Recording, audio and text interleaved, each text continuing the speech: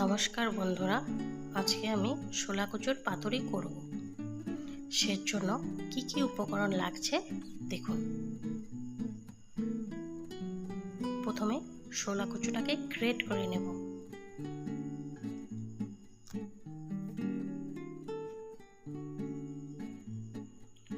তারপর সাদা সর্ষে, কালো সর্ষে, পোস্ত, একটি কাঁচা লঙ্কা বেটে নিয়েছি, সেটা দিয়ে দেব।